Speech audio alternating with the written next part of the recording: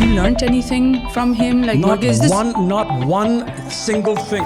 I was intimidated by him. Yeah. We had a fight scene and I had to punch him and I couldn't do it. I always say that the day I say that I've mastered something, that is the death of my creativity. Of course, Umro Ayyar, Eid al-Azha, releasing globally. I know. Yeah. Is that even a question, Ilham?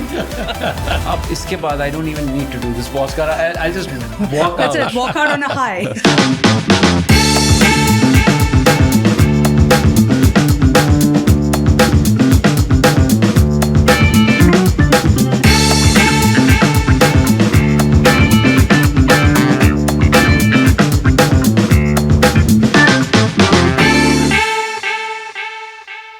Welcome to CityFM89. Technically not our studio, but also our studio, because every studio is our studio. Yeah. Thanks so much for being here. I thought, better than me introducing you guys, why don't We'll introduce you. We can do that too.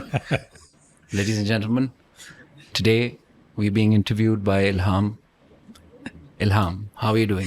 I'm good. Thank you so much for having me interview you Yeah. Well, today. thank you for having us interview you too. I was thinking it would be fun if you guys kind of introduced each other.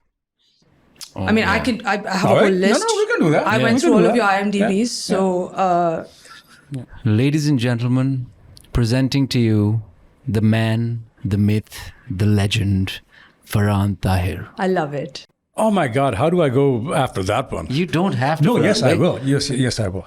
Ladies and gentlemen, I would like to introduce one of the most consummate actors, one of the nicest people that I know, and all around one of the best people that I've worked with. Ab iske baad, I don't even need to do this podcast. I'll just walk That's out. it, walk out on a high. Maska laga diya. We've done all the buttering now. Okay. It's amazing. So, you guys, I mean, collectively, there's so much experience. There's so much work. I'm not saying that one has done more than the other, but generally, collectively, there's so much work that you guys have done.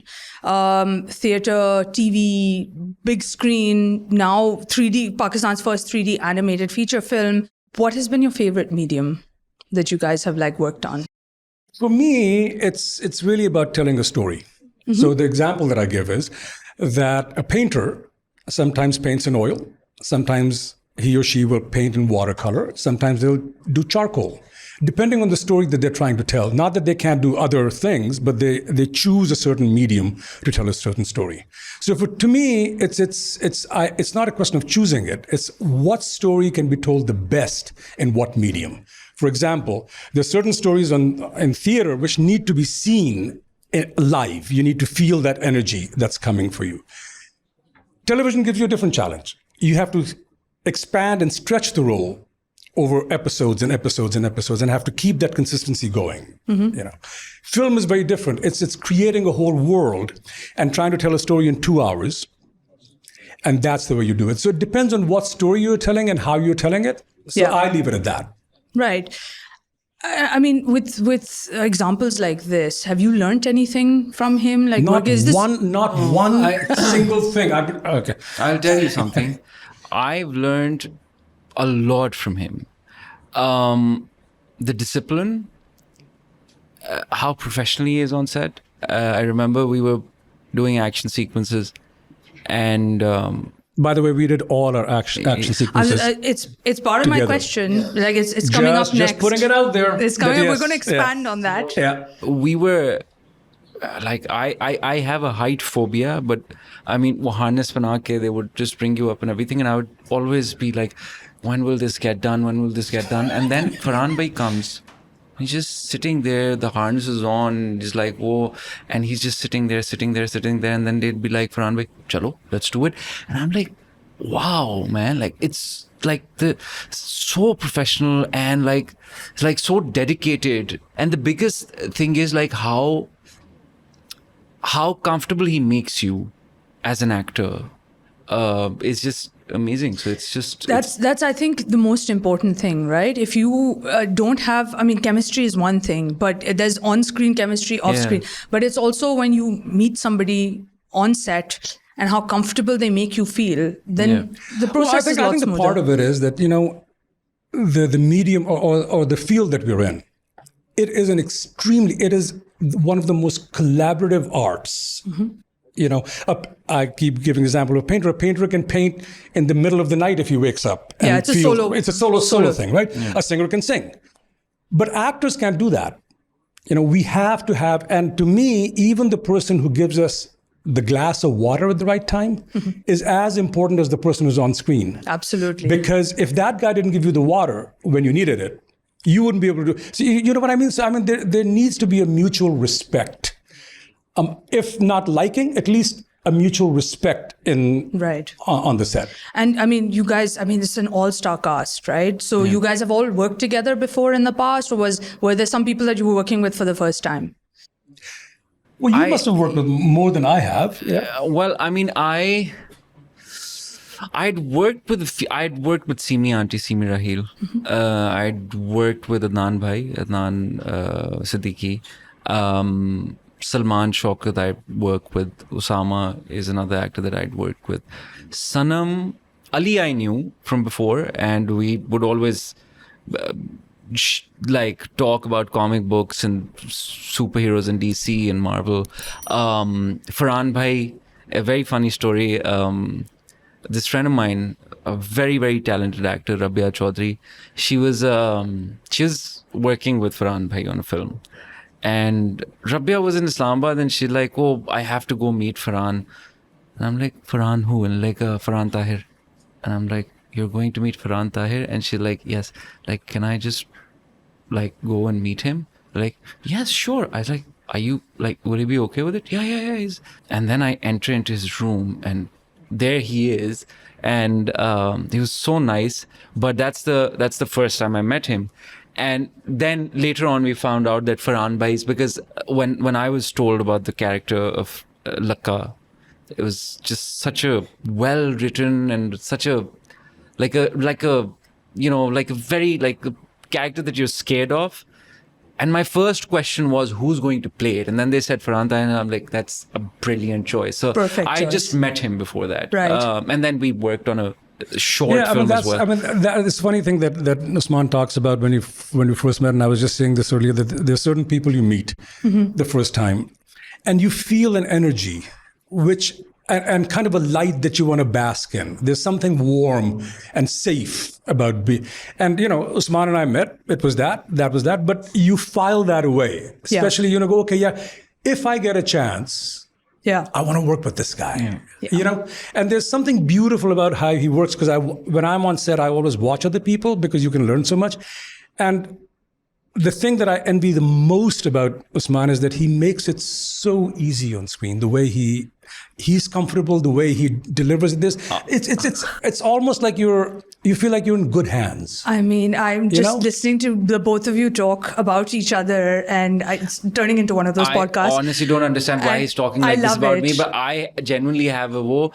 But after Faran Tahir says that about you, I will just happily walk out of this podcast again. No, twice. Because we have to do more work together. We can't walk away. Yeah. Well, you guys have inspired me, and I want to work with you guys now. Let's do it. Honestly, this light, Absolutely. I want to bask in this light.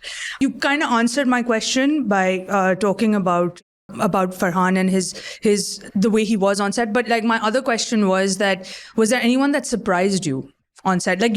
Actors behind the scenes, you know them off camera, you know them, you've also worked with them. But was there anyone working on this particular project that once they started doing what they do, it actually surprised you and you were like, wow, or you saw them in a different light? I don't think I'd be surprised by any of these actors because they're so brilliant. Faran Bhai, Sanam, Ali Kazmi, and I'm the biggest fan of his father's. Yeah. Do you know that Ali Kazmi did his very first screen appearance with me? Really? Yes. Really? Where? Yes. And Rahat was in it. It was a song. It was a song that Saira was directing for nice. I think it was 23rd of March or 14th of August. One of those nice. the songs. And they were trying to show 3 generations. So it was Rahat, me, and Ali. Ali was literally 5 years old. Oh, wow. That's amazing. A little trivia. Oh, wow. That's amazing. But none of these actors surprised me because I knew what they were going to bring in. I was surprised that I was in it. Yeah. That was the only surprise. But Asfar did surprise me, because Asfar, the what he's done with the film, and how, like, I knew that Asfar had a background with VFX, and I know he's a very good director, but like this was a different scale, right? Right. And we were always like, oh, will it turn out the way you're like it is on the paper or whatever? Right, but yeah. he really did surprise. And the other thing I'll say about Asfar, like, I mean, this is a first in our industry, right? It is. It's so a there's that very pressure. big deal. It's a big deal, right? Yeah. It's a very expensive movie that we've put together. It's probably the most expensive movie that Pakistan industry has ever put together. Right. So there's that pressure. Yeah.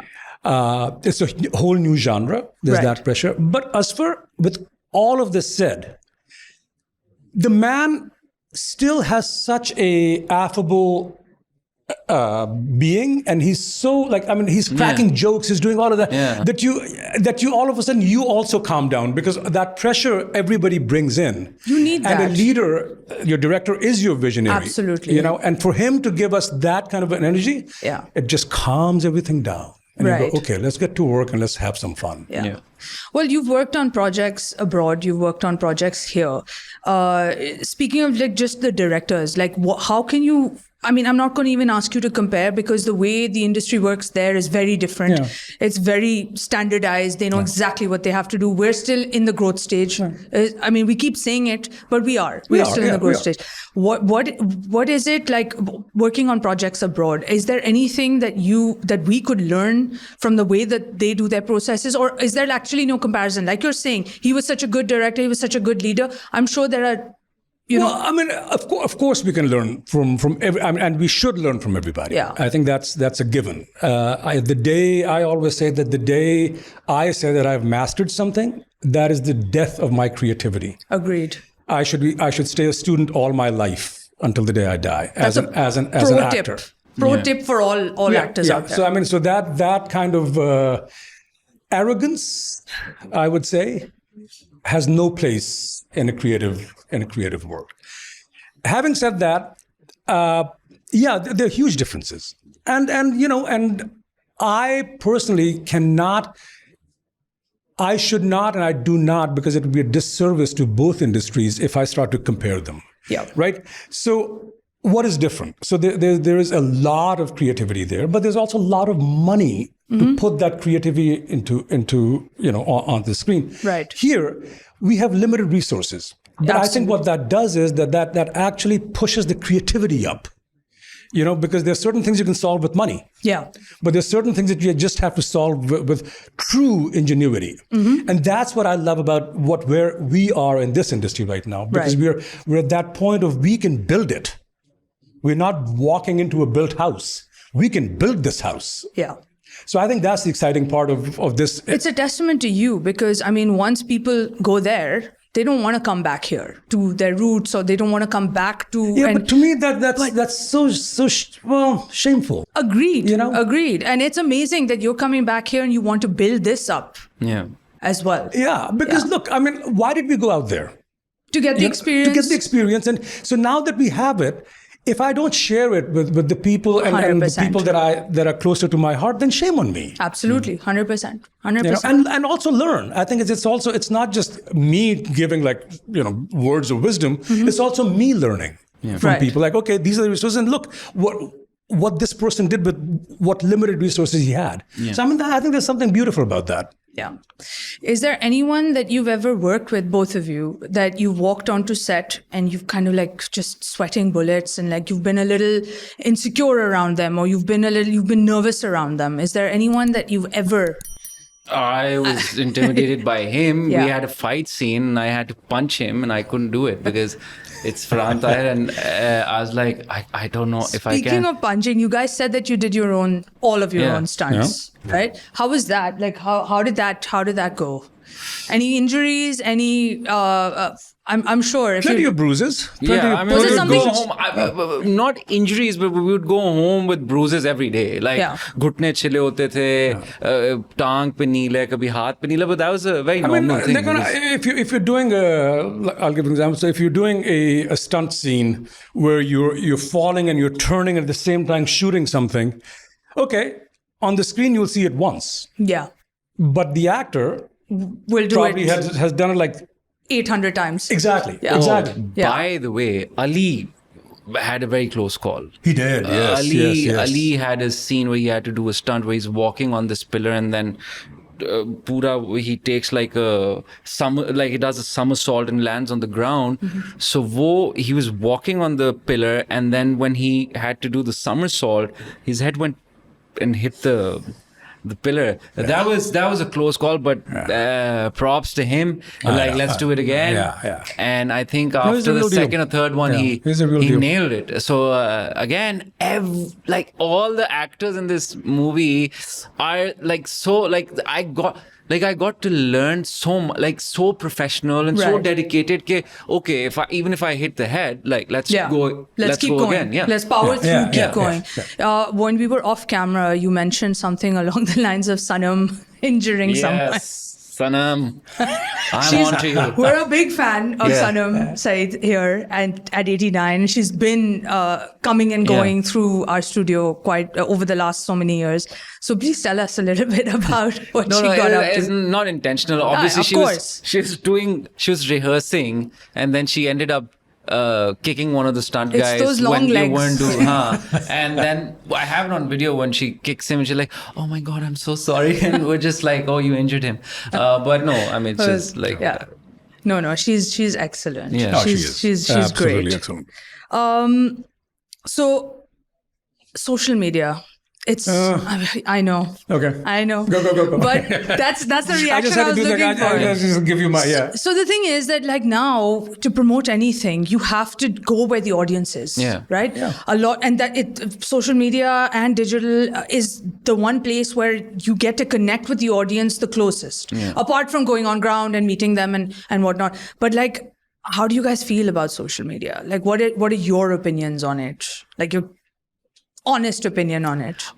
I'm like the I know you're promoting a grandfather in movie my and then family you can't. who's so technologically challenged when it comes to social media. My wife, my niece, everybody, they keep making fun of me. Right. I think I learned how to make a reel. I think a year ago, because I didn't still don't know how you do that. Because Pele Instagram was very simple. You just post or put a story up, right? Now it's real. How many seconds are good? How do you put the music in? It's just so yeah. I'm like a grandfather in my house. Look, there's some great things about social media. I think people cannot hide certain facts anymore. Yeah. You're seeing it every day now. Tides are turning. And you're being expected to also share a lot of yourself every day. So that's where I back off, because my personal life does not need to be shared beyond a certain point with everybody. Not that I don't like everybody, but that's my personal life. Right. So for me, social media is mostly about my work. Yeah. I put that, or if there's something that I want to say as a platform. But to me, it's not about I'm having an ice cream cone, so take a picture of me and then I'll post it so I can get more likes or whatever. That's not my idea of social media. Right. To me, it's a real tool, and we should use it with responsibility. Yeah. Absolutely. Agreed. What about streaming? I mean, since we're on the topic of digital, you guys have done every kind of mainstream medium. I say mainstream, they're not all mainstream, but I say mainstream for lack of a better word.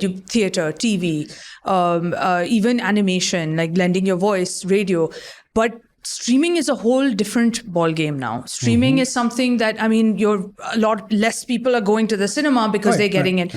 How do you guys feel about that? Well, where I come from, we just had a 7-month strike just because of that. Because what was happening was that in that industry, what happens is that every time something that you are in runs, there is a residual that's given to you, right? Which is how we stay alive. Yeah. And in the streaming part of this whole industry, they knew that they could keep on squeezing us. Absolutely. So to me, streaming is great because it's reaching audiences like it has never before. Right. The remotest parts of the world. It was segmented before. Now it's just there, right? Yeah. And what it also has done is that it has opened up content everybody can find their own niche Right. that they wanna watch or whatever. Yeah. So that's all beautiful. But by the same token, I think it also puts pressure on people to keep on producing, and I think somehow or the other that lowers the quality of it. Because you're going for an assembly line rather than That's true. Yeah. That's true. But that said, Pakistan, now you see a lot more digital projects coming up. A lot of you, I don't know if you guys have done any digital projects here in Pakistan, but now there are more and more production studios for digital, more and more, even streaming, they've tried with streaming platforms here in Pakistan. Would you be open to trying that out too here? Well, I mean, I don't know. It's very strange. I think I am doing a streaming thing, this Fatma Jannah series that's being made. Yes. But I don't know if I'm still doing it. Daniel, please call me. Did they stop calling you? Or you stop getting I these love how scripts? we started a conversation. I actually We know don't that know, story. actually, because I don't know, the dates are a bit woe. But I don't know about that. Daniel, please call me. But apart from that, I think I absolutely agree with Farhan. When you have that pressure of making more content, you kind of don't focus on the quality. And that's where now if you see a lot of the series on Netflix, I personally... like most of the series on Netflix now, I'm like, really? Like, Yeah. Like, why would you spend that money and that energy? churning if stuff that's out happening, for the sake of why quantity. isn't some Pakistani stuff is really good? Why isn't that on Netflix? So yes, I mean, I'm asking the same question because the Pakistani storytelling, as opposed to, I mean, all the stuff that we're getting from all over the world, they are churning out. There's no storytelling involved. But even with our dramas, the storytelling, I mean, I know a lot of people criticize it. A lot of people also criticize the kind of writing in our dramas. But that said, at the end of the day, the writing, there is story behind it. There is something that they're pulling from our social world. But I'll give it a little twist. You see, and you said, why is our stuff not getting out there? Yeah. You see, the content that we are making is relevant to us here. Right. You see, when we talk about global content, the storylines have to have a global framework. Right. Umro Ayyar is one of them, right? Yeah. So when you do Saas Bahu Ke Drame Year, which is great. I mean, they have some great stuff in it. But when you take that stuff out, and if somebody in Germany or somebody in I don't know, Spain or America or their life is not what our lives are. We are different lives. So they can't identify with it. They'll watch it for a bit out of curiosity. But then it goes away. So from Netflix point of view, and I'm just playing the devil's advocate, they're looking at numbers. Right. They're looking at how much can we sell this content to how many different people. Right. So the thing that I will say to Pakistanis is this, that in any industry, when you export something, you create an export sample. Right. And you take it to the people and go, this is what I can produce. Okay. What we have not done, and I'm hoping that Umro Ayyar will be one of those things, that we can take something, we can go, look, here's content, it's global, it's in a different language, it introduces a whole other literature, a whole other understanding of fantasy. So then it becomes a global content rather than a regional or domestic content. So I think that's the problem. I don't want to get that serious, but here we are. But but it's good. Yeah, I mean, it's great content for like people who are looking to, because every second Tom, Dick and Harry is like, I want to make a Netflix series. Yeah. But how do they get there? There's the lots thing. of steps. Because Netflix has its own algorithms. They have their own way of requirements that they need to fill. Even what you shoot it on. Yeah. You know, I mean, so we've tried. Yeah. So, there are these issues that we do need to address. And our industry is in a nascent stage. And I think the sooner we realize these things and we not course correct, but add these concerns into our storytelling. Right. The first 2 or 3 might be, we will have to do them so that we can capture the audience. After that, there will be a trust built. Well, there is one coming up on Netflix soon. Speaking of Sanam. So is there? Okay. Yeah, there is. So let's see how that goes. And then maybe others will follow in their Hopefully. footsteps. Inshallah, yeah. So we've been skirting around, really diving into talking about the movie. Well, let's do it. Let's do. I think it's time. I think we've talked enough about I know, ourselves. yeah. I think we should jump into the movie now. Yeah. What is it that you can tell me? Because I know that there's not a lot that you can tell. It's called Umro Ayyar, Yeah, of course. a new beginning. That's all we can say. Period. Period. No, but like I mean, it's a big deal. It's a first. How is it different to all the others that have come out? Like everyone who makes a anime. I mean, firstly, it's 3D. Yeah. No, ours isn't. Ours Ours is a live action. It's live Live action. action. Yeah. So a lot of other people who've come before have claimed, everyone claims a first in Pakistan because there are so many firsts happening. Right. Why is it that yours is different? Why is it that yours has I mean, everyone's talking about it. Well, good. They should be. Are they? Yes, they are. Yes, they are. Well, good job. Yes, Team people. PR Chilies. No, so basically, I feel it is the first live action fantasy film. It is the first film in South Asia that's gone to WonderCon. Yep. The Which is film a was huge revealed, deal. the trailer was revealed at and the WonderCon. reaction, because I Yeah. was there, was insanely good. Really? Yeah. Okay, awesome. I mean, that's the first. The VFX that this film has, nobody's ever tried to do that in Pakistan. I would say even in India, but they have also done some good VFX.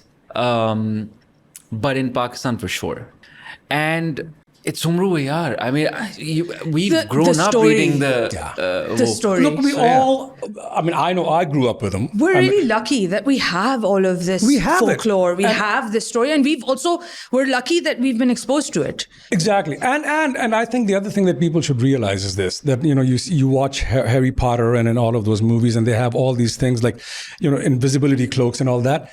They were already in these stories, which were written 600 years ago. Right. So I'm not saying that they copied it, but what I'm saying is that we have our own rich History, culture, and I mean, and creativity and ingenuity. So Hermione's tote bag is literally Umro Ayyar Zambil. yeah. Like, yeah. Fun fact, Yeah. our younger audiences Should know that, who right? should know Yeah. that because You they know, haven't grown Hermione's up tote reading bag, those she stories. would take anything out of it. Yeah. Yeah. What was Umro Ayyar Zambil? It was That's it. you would put anything and take anything out of it. But also it was with just this a little. film, I mean, you were talking about challenges. I think that there were so many challenges because we were doing something that is truly a first in Pakistan. And I'm not saying that just to sell the product. Yeah. I'm just saying because we're part of it.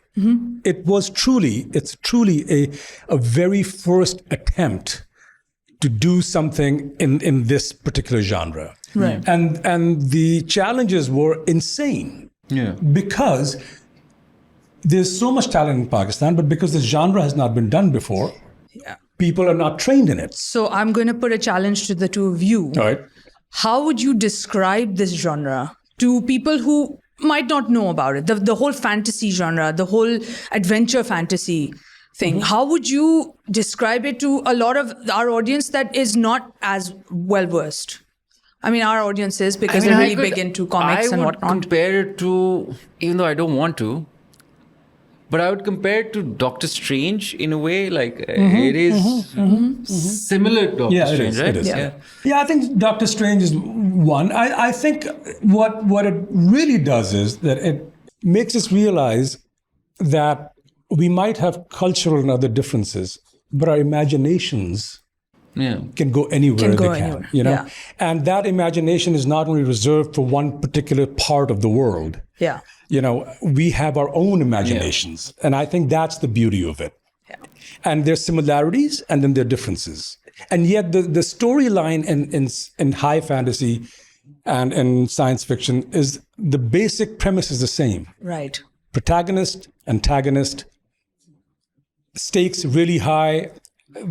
Worlds will be destroyed. Universes will be destroyed. That's the stakes that you're playing with. It's not about somebody getting divorced or the stakes are about civilizations being annihilated. Right. That's the stakes that you're playing with. So it's a very exciting genre to So be essentially, let's hope that when people are trying to describe this genre in the future, they quote this movie. Yeah. This movie becomes the defining Inshallah. factor. Yeah. Yeah. You're listening to it? We are chilies. He's like, yeah, thumbs up. Was there a table read? For a month, we did rehearsals and table reads, and then blocking, Yeah. and then it was a month-long process. And then training for all the stunts. Yeah. Yeah. That also was That was another. simultaneously going on. So we would like Our have a full day specific was- chunk. Do stunt training in the morning, in the daytime, then have a little break, come back and do a full rehearsal of the scenes, which I think in the end Yeah. it paid off really Yeah. well, because by the time we got on the set, there was a certain Prepared. confidence in people like, yeah, we can do this. You know, then Yeah. you start to play. Yeah. Because you've hit the marks. Yeah. So then you can play. So that was fun. Tell me a little bit about live action. Like, would you say that it's very, very different to the other kind of stuff that you've done? I know you've done a bit of it, like not live action, but you've done a lot more stunt work before. But live action for a drama actor, for example, how different is it? Like getting into it? I mean, see, the thing is, I love filmmaking. I started off as a filmmaker, so I know all of this. It was a learning experience for me as well, to like see a lot of things done by professionals that we like know nothing about. So that was interesting. You jumped right in. Yeah. I mean, we did, but it was also done the way it should be done. Right. I mean, look, there were challenges, right? I mean, to get our stunts right in this genre, we had to have good stunt directors, instructors. They were brought in from Australia and from England and all that. In order to give the film a real feel and look, we needed the right production elements. And so we brought in a production designer from Italy to come and do. So where we found the gaps, where we thought that, you know, here we might need a little bit of extra help. We filled those gaps by finding people. By the same token, I mean, this is a very high VFX movie. And the producers tried to take it outside, but that didn't work out due to some reasons. So they created a full studio in Islamabad called Jubilant Studios, which is dedicated to VFX. So now it's there. That's amazing. It's there. It's That's there amazing. for everyone to use if they want to. Yeah. Right. So you know, I mean, that's the beauty of that's what makes me so proud about this film. Yeah. That we have created something and we have created access for people to actually let their imaginations go. Yeah. So would you work in another one? Absolutely. Any I mean, day. I've been telling these guys to make a sequel, but these guys have better things to do. Here's to Umro Ayyar 2. Yes. I'm looking forward Initially, to it it. was planned as a trilogy. But From your again, mouth like I to said, God's these ears. guys have better things to do. Off camera, we're looking right at the people, producer. the producer behind the scenes. Okay, thank you so much for doing this. Thank you. Thank you for having us. Just to end this, I would love to know what you guys are working on in the future, just so that we know when to see you, when to look forward to you being on our screens, on whichever screen it is, on our screens again. Oh, my production house will be really happy that I'm plugging this in. Jafa's coming on the 24th of May on Hum TV, 8 p.m. Do watch out. Yeah, for me, there's a movie called Umro Ayyar that's coming out. Right. I think you guys should go see it. Yeah. But no, that's so understood that Umro Ayyar is coming out. Oh, man. Now you're in trouble. Now you're in trouble. I'm in trouble. Producer shooting daggers let's do at it again. you. Let's do it again. Of course, Umro Ayyar, Eid al-Azha, releasing globally. I know, yeah. Is that even a question, Ilham? Sorry, I got you into trouble. There are other things coming out. There's a movie called Coup that's coming out. There's a movie called Martial Artist that's coming out. Are you going to be going back and forth a lot? Yeah. That's fun. That's always, basically my life. Yeah. So I'm really looking forward to Martial Artist. Yeah, Because I remember you discussed this with me. yeah, I think it's hopefully it'll be good. Take him along with you on one of your projects. stop Why it. not? Yeah. Stop we're gonna do a second Umro Ayyar here. Yeah. Oh, I'm Right?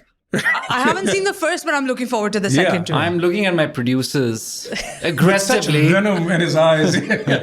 Well, I hope to do this again when part 2 comes out. Yes, Or absolutely. a sequel comes out. I'm really Sure, Ilham. glad.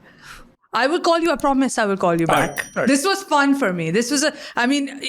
You guys are like, I've never imagined that I would be sitting here across from you, asking you all these questions. Thank you so much for having us. It's just been such Sana a such a missed pleasure. out. Sanam, I Well, wish she's really missing out, but well, that's Sanam. she got a lot of shout outs Yeah. from us. So Yeah. that's the good thing. But Yeah. thank you. No, thank you for having us. Thank you.